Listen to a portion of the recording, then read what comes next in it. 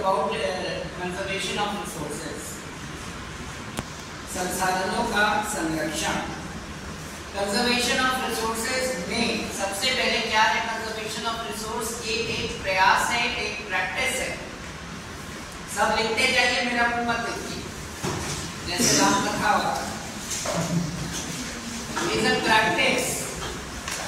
क्या प्रैक्टिस है? To protect environment, to protect our nature, to protect our resources, to protect God's precious gift in such a way that the benefits are passed on to the coming generation. संरक्षण इसलिए आवश्यक है क्योंकि जो भी संसाधन हमको मिले हैं ये बहुमूल्य है, और ये बहुमूल्य जो वस्तुएं हमें प्राप्त हैं हमारे आने वाले जनरेशंस को भी हम दे पाए. इस वजह से कंजर्वेशन ऑफ रिसोर्सेज की नीड है, और यह एक प्रैक्टिस है, एक प्रयास है, और हम सबको इसमें गंभीरता से सोचना चाहिए. अब बात आती है कंजर्वेशन ऑफ रिसोर्सेज में क्या क्या चीजें होनी चाहिए. पहला होना चाहिए संसाधनों का प्रोटेक्शन. दूसरा क्या होना चाहिए? संसाधनों को विवेकपूर्ण ढंग से प्रयोग करें. Resources should be used wisely. और तीसरा क्या है? वैकल्पिक संसाधनों की खोज करें. Find and use alternative resources, क्योंकि सारे संसाधन जो हैं वह एक जैसे नहीं है. कुछ समाप्त होने वाले हैं, कुछ जो है वो सतत हैं, रिन्यूएबल है, कुछ नॉन रिन्यूएबल है. तो ऐसे केसेस में जो नॉन रिन्यूएबल संसाधन है उसको हमें अल्टरनेटिव यूजेस पर विशेष ध्यान देना चाहिए. इस प्रयास में हम लोग की सोच होनी चाहिए रीथिंक, रीयूज. दूसरा सोच होनी चाहिए think globally, act locally. और इसमें ऊर्जा का, रिन्यूएबल रिसोर्सेज का प्रयोग करना, वाटर कंजर्वेशन, जल संग्रह संरक्षण, सॉइल कंजर्वेशन और सस्टेनेबल एग्रीकल्चर एक ऐसे पहलू हैं जिस पे हमें विशेष तौर से ध्यान देना पड़ता है.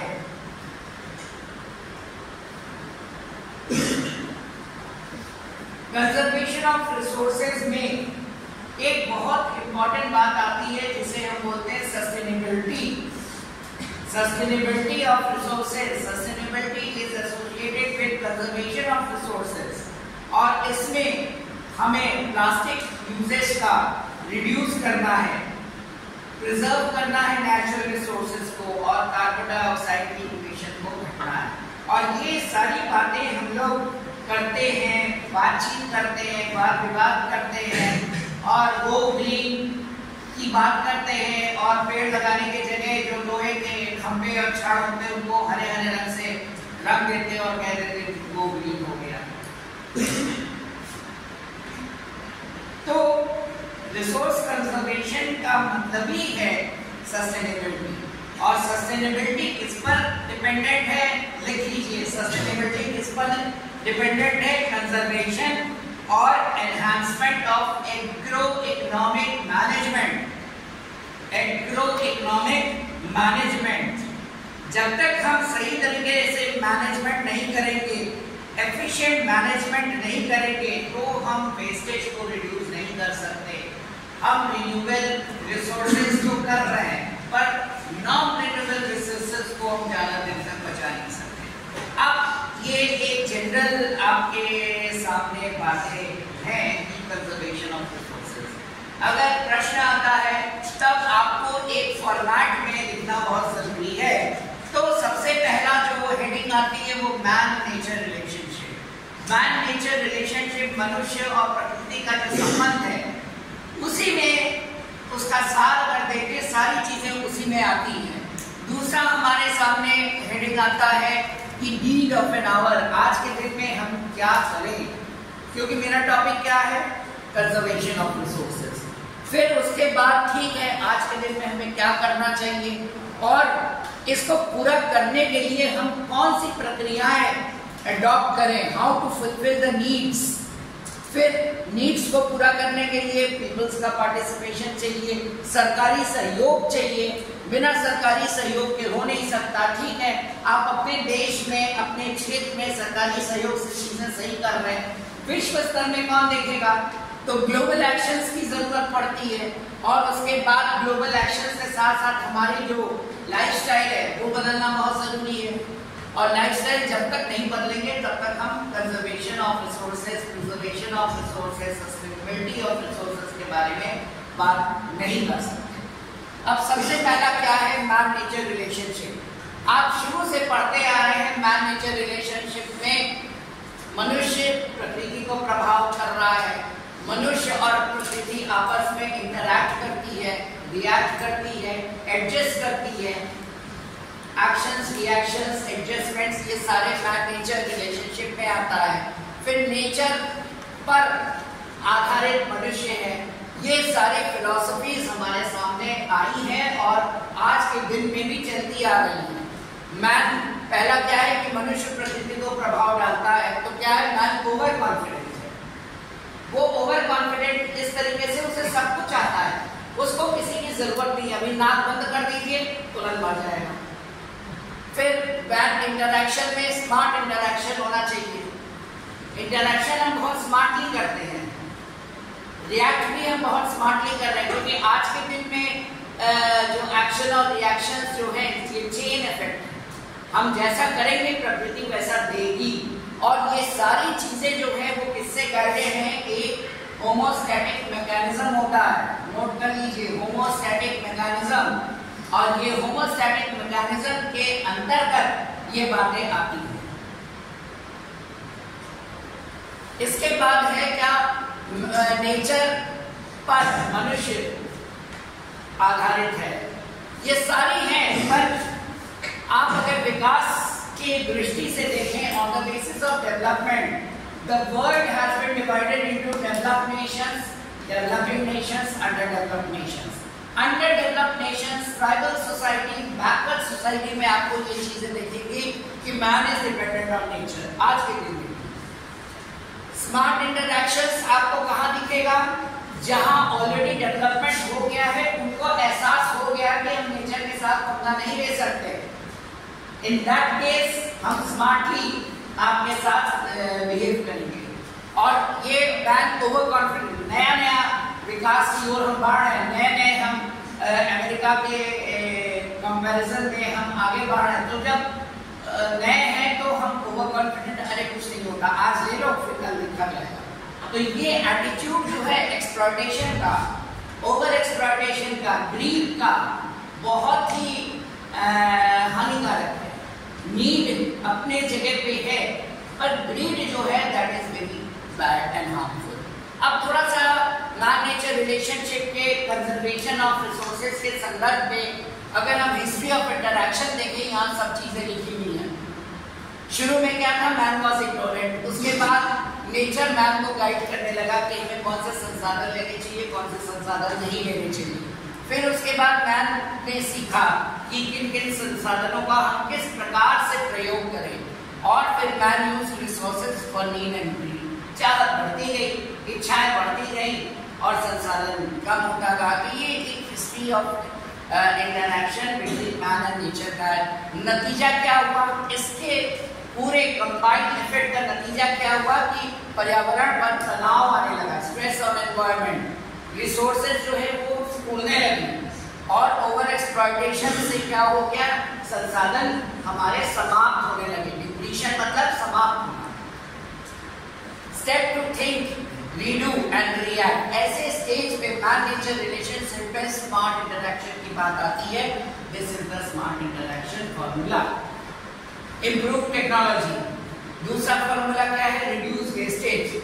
तीसरा फॉर्मूला क्या है, थिंक ऑफ अल्टरनेटिव ऑप्शन। और चौथा ऑप्शन क्या है, concept of recycle and reuse. ये सारी चीजें आप जानते हैं, मुझे समझाना नहीं है, पर ये हमारा स्मार्ट इंटरैक्शन इसी को कहेंगे। तो जब तक हम स्मार्टली इन चीजों को नहीं करेंगे, हम कंजर्वेशन और प्रिजर्वेशन ऑफ रिसोर्सेज के बारे में नहीं बोल सकते। अब नेक्स्ट हमारा आता है नीड ऑफ एन आवर। इस समय हमें आवश्यक क्या है? हमें कंजर्वेशन की बात हम करते हैं, प्रिजर्वेशन की बात हम करते हैं, सस्टेनेबिलिटी की बात करते हैं, पर ये सारी बातें एक कान से घुसती है, दूसरे कान से निकल जाती है। कितने लोग हम में से कंजर्वेशन के बारे में बात करते हैं और करते हैं, प्रिजर्वेशन की बात हम लोग क्या करते हैं? बेस्ड चलो आज छोड़ो, जल्दी है, एग्जामिनेशन है, जल्दी क्लास चलो, ना तो सब चिल्लाएंगे, नल खुल भी चले। सस्टेनेबिलिटी, अब इसमें कंजर्वेशन प्रिजर्वेशन में हमने केवल अफॉरेस्टेशन और रिफॉरेस्टेशन क्यों लिखा और चीजें क्यों नहीं लिखी? क्योंकि फॉरेस्ट जिसको हम बोलते हैं हमारे ह्यूमन लाइफ का लंग्स है, तो इस वजह से अफॉरेस्टेशन और डिफॉरेस्टेशन की बात की, जंगलों की बात की, क्योंकि वो हमारे लंग्स है, लाइफ लाइन है, और उसमें हमारे पूरे बायोटिक एलिमेंट्स जुड़े हुए हैं, फ्लोरा एंड फौना उसी में जुड़ी हुई है, हैबिटाट उसी से जुड़ी हुई है, इकोलॉजी उसी से जुड़ी हुई है। चाहे वर्षा बोलिए, चाहे सूखा बोलिए, चाहे तापमान में अंतर बोलिए, everything is dependent on afforestation and deforestation. तो इसलिए इसका कंजर्वेशन एंड प्रिजर्वेशन बहुत होना चाहिए। हमारे यहाँ फॉरेस्ट में आप देखेंगे प्रोटेक्टेड फॉरेस्ट, रिजर्व फॉरेस्ट और भी न जाने बहुत सारे नाम हैं। जहाँ आप चित्रकूट की ओर जाइए, रास्ते में जंगल लिखा है कि जंगल क्षेत्र, जंगल है ही नहीं। इस तरह के बहुत जगह आपको मिलेंगे कि फॉरेस्ट लिखा हुआ है, क्या फॉरेस्ट एरिया में घुस रहे पर पेड़ है ही नहीं।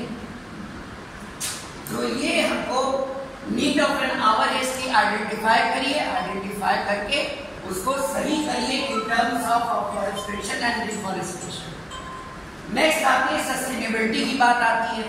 सस्टेनेबिलिटी में क्या है कि हमें सर्कुलर इकोनॉमिक प्रैक्टिसेस करनी है, घुमा घुमा के करिए, तभी हम कमिंग जनरेशन को कुछ दे सकते हैं। Waste minimisation, soil rehabilitation. अब सॉइल रिहैबिलिटेशन में उत्पादन, कृषि उत्पाद को बढ़ाने के लिए हम ऑर्गेनिक खाद का प्रयोग करें, न कि केमिकल इंसेक्टिसाइड्स एंड पेस्टिसाइड्स। इससे सॉइल रिहैबिलिटेशन नहीं होगा। सस्टेनेबिलिटी करनी है तो हमें ऑर्गेनिक कंडीशंस में आना है और तभी हम इसको कर सकते हैं। This is the need of an hour. अब ये तो मैंने आपको बता दिया जरूरी है। अब आप करेंगे क्या? सुन लिया, पेड़ लगाना है। कितने लोग पेड़ लगाते हैं? आप लोग कोई नहीं लगाता है, बल्कि कुचल देते हैं। वो पेड़ जिंदा है कि नहीं उसका कौन भरोसा है? How to fulfil the needs. सबसे पहले इसको पूरा करने के लिए, नीड ऑफ आवर को पूरा करने के लिए आपकी जो नीड है, जरूरतें हैं, कैसे फुलफिल करेंगे? Understand true meaning of resources. संसाधन होती क्या है? संसाधन दो तरीके की हैं, फिजिकल रिसोर्सेज, ह्यूमन रिसोर्स। आप भी एक तरीके के संसाधन हैं। फिर फोकस ऑन रिन्यूएबल रिसोर्सेज, जो रिन्यू कर सकते हैं उस पर हमें ज्यादा जोर देना है। थर्मल एनर्जी पे कम देना है क्योंकि कोयला खत्म हो जाएगा। एटॉमिक एनर्जी पे भी हम जोर दे सकते हैं। फिर इको फ्रेंडली एक्टिविटीज, पर्यावरण के अनुकूलता के हिसाब से हमें कार्य प्रणाली को बदलना है। रिमोट ग्रीन बिल्डिंग स्टैंडर्ड, जो भी बिल्डिंग्स वगैरह बनाते हैं वो ग्रीन फ्रेंडली होनी चाहिए। एनर्जी एफिशिएंट टेक्नोलॉजीज का प्रयोग करिए। फिर एक्सटेंडेड प्रोड्यूसर रिस्पांसिबिलिटी, जो उत्पादन कर रहा है उसकी भी जिम्मेदारी होती है। वो बना के दे दिया, फिर आगे वो किस तरीके का है, वो पर्यावरण फ्रेंडली है कि नहीं, वो इसकी भी जिम्मेदारी बनती है, इसको देखना पड़ेगा। Encourage public transport and car pooling, इसको आप समझ रहे हैं। Encourage public transport and car pooling, use of electric and hybrid vehicles. Electric vehicles बहुत सारे आजकल चलते हैं, ई रिक्शा वगैरह धुआं नहीं निकल रहा है, पर कुछ ऐसे भी ट्रांसपोर्टेशन की पुरानी गाड़ियां हैं जो धुआं अभी भी छोड़ रही है। सरकार उसमें कोई स्टेप नहीं ले रहा, वो ज्यादातर सरकारी गाड़ियां हैं। Use of electric and hybrid vehicles, recycle and reuse of resources, ये भी आप समझ रहे हैं। अब हाउ टू फुलफिल नीड्स, इन सबको जो 9 पॉइंट्स हैं, इनको हमें सबको, आपको, हमको, समाज को, देश को, नेताओं को फुलफिल करना पड़ेगा, तभी हम कर सकते हैं। चौथा पॉइंट आता है peoples participation and community involvement. People participation and community involvement में क्या है कि हमें जागरूकता बढ़ानी है। दूसरा क्या है, कम्युनिटी इनिशिएटिव्स, जो हम लोग समूह में रहते हैं तो हम लोगों को कुछ इनिशिएशंस करने पड़ेंगे। और तीसरा वेरी इंपॉर्टेंट है यूथ इन्वॉल्वमेंट। अब राइजिंग अवेयरनेस में शिक्षा के क्वालिटी को बढ़ाना है, सस्टेनेबल आदत हमें अपने आप में लाना है। कम्युनिटी इनिशिएटिव में पब्लिक सेमिनार्स और वर्कशॉप्स करिए, कंस्ट्रक्टिव वर्कशॉप्स करिए। अगर हम डिपार्टमेंट में कोई वर्कशॉप कर रहे, 4 तो बच्चे आएंगे, सब कहेंगे मेरा पीरियड है, हम उठ के चले जा रहे हैं। मैंने पहले करके देखा ना, जबरदस्ती बैठाना पड़ता था डपट के, तो इस तरीके से आपको हम नहीं सिखा सकते। जब तक आपके रगों में नहीं आएगा कि we must raise our standards awareness, तो आप नहीं कर सकते। फिर है कि पब्लिक सेमिनार से कंजर्वेशन, वॉलंटियरिंग। कंजर्वेशन करने के लिए हमें अपने से वॉलंटियर करना पड़ेगा। वॉलंटियर करिए। आप लोग चार्ट वगैरह लेते हैं या पैक करा के लेते, पन्नी में वो दे रहा तो क्यों पन्नी ले रहे हैं? उससे मना नहीं कर सकते कि कागज की थैली में तो नहीं करेंगे, ये तो वॉलंटियर आपको करना पड़ेगा ना। अरे हम काम कर लें फिर बाकी देखा जाएगा। ये एटीट्यूड जब तक है peoples participation and community involvement नहीं होगा, हम कुछ नहीं कर सकते। फिर उसके बाद क्या है, एंगेज लोकल पॉपुलेशन। जिस क्षेत्र में है, मान लीजिए कोई पर्यटक स्थान है, वहाँ लोकल पॉपुलेशन को ज़्यादा देखना पड़ेगा। सी बीचेस में लोग समुद्र में सैंड, सनशाइन और सी का आनंद लेने जाते हैं, सी बीच में खड़े खड़े पेशाब कर रहे हैं, तो ये कौन देखेगा? लोकल जो जनता है वो देखेगी। खुशबाग चले गए, किसी ने देखा नहीं, बगीचे के किनारे हमने थूक दिया, मजार के ऊपर थूक दिया। तो ये सारी जो है आपके एंगेज लोकल पॉपुलेशन बहुत जरूरी है। फिर youth involvement, organise debates, poster competitions, ये अपनी जगह पे है, क्योंकि चीज को रिवैम्प करके रखना है, एनर्जाइज करके रखना है, सेंसिटाइज करना है। ये सारी चीजें ऐसी हैं जो सेंसिटाइजेशन पर डिपेंड करती हैं। फिर उसके बाद है मोटिवेट। आप ही को लोगों को मोटिवेट करना पड़ेगा कि सस्टेनेबल प्रैक्टिसेस का यूज करिए। Discourage unhealthy practices. पहले आप तो हेल्दी बन जाइए, आप खुद ही अनहेल्दी हैं तो आप हेल्दी प्रैक्टिसेस क्या करेंगे? हम चिल्लाते रह जाए फिर भी आप हेल्दी नहीं बनेंगे। जब तक हेल्दी नहीं बनेंगे आप कुछ नहीं कर सकते। ये यूथ का रोल बहुत इम्पोर्टेंट है। आपके यहाँ 2-2 ऑर्गेनाइजेशन है, 3-3 ऑर्गेनाइजेशन है। एनएसएस में कितने लड़कियां हैं, कितने लड़के हैं एनएसएस में? आप खड़ा करिए। एनएसएस में करो, वो तो खड़ा, उसमें बुराई क्या है? और आप लोग ने एनएसएस वगैरह नहीं लिया कि नहीं लिया? कोई नहीं लिया, तुम भी लिए। और कौन लिया? कितनी बार एनएसएस की बैठक होती है? वही शिविर, 10 दिन का शिविर होगा तब एनएसएस याद आती है, और याद नहीं आता। क्या बोलेंगे आप? खुद जाके वहां बोलिए, खुद जाके बोलिए। अब जैसे मेरे केस में ट्रैवल एंड एनसीसी की बात नहीं कर रहे हैं, ट्रैवल एंड टूरिज्म, ना आप हमें जानते हैं ना बच्चे हमें जानते हैं, बल्कि वो हमें फोन करके पूछते हैं कि अगला क्लास कब होगा। मेरा मन ना हो फिर भी हम क्लास लेते हैं, क्योंकि वो बोल रहे हैं हमें। तो ये चीज आपके तरफ से एनएसएस के प्लेटफॉर्म में, गांधी प्रार्थना समाज के प्लेटफॉर्म में होना चाहिए। फिर गवर्नमेंट रोल, सरकारी रोल बहुत इंपॉर्टेंट है, क्योंकि सरकारी नियम बनाती है, रेगुलेशंस बनाती है, उसको स्ट्रॉन्ग करना पड़ेगा। फिर उसके बाद स्ट्रॉन्ग एनवायरमेंटल प्रोटेक्शन लॉज को और स्ट्रॉन्ग बनाने पड़ेंगे। कुछ अधिनियम और भी उसमें डालने हैं तो डालिए, एक्शन लीजिए। जो लोग सब्सिडी, रिन्यूएबल एनर्जी का प्रयोग कर रहे हैं उनको सब्सिडी दीजिए, बिजली खर्च में कम करिए। कार्बन जिनके क्षेत्र से ज़्यादा निकल रहा उस एरिया में टैक्स लगाइए। स्मार्ट ग्रिड्स का प्रयोग करिए, डेटा ड्रिवन सॉल्यूशंस, आंकड़ों के आधार पर बात करिए। ऐसे हवा में बात नहीं, आंकड़ों के आधार पर, तभी आप कुछ सॉल्यूशन ले पाएंगे। फिर ग्लोबल एक्शंस में क्या है? ग्लोबल एनवायरनमेंट एग्रीमेंट्स बहुत ज़रूरी हैं।